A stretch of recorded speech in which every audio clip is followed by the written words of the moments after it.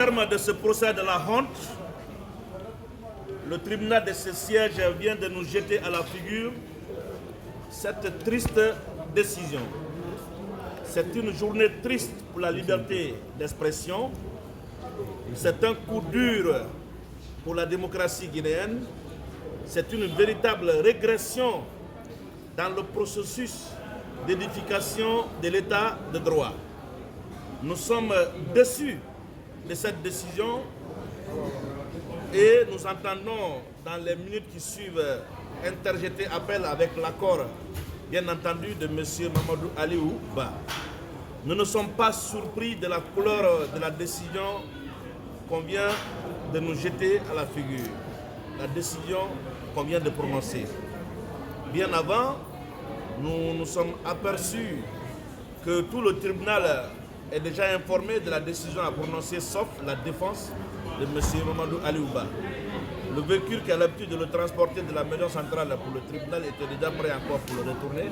C'était déjà un signe précurseur. Le tribunal est militarisé, c'est un signe précurseur. Et le tribunal a avalisé tout ce que le procureur a demandé sans aucun fondement légal.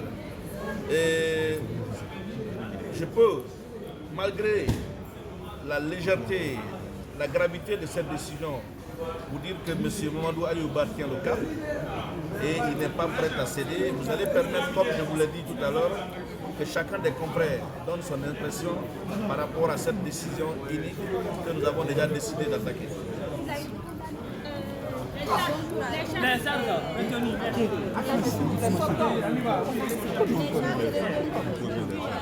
La diffamation l'offense au chef de l'État. Et nous avons dénoncé depuis l'entame de cette procédure qu'il n'y avait pas de partie civile. Il n'y a aucun élément sur lequel le tribunal s'est fondé aujourd'hui pour rendre une décision aussi honteuse pour un état de droit.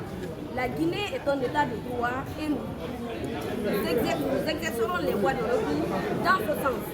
C'est un procès de la honte, c'est un procès de régression de nos valeurs de la République, un procès qui veut bâillonner des gens qui ne veulent pas dire la même chose que de notre côté.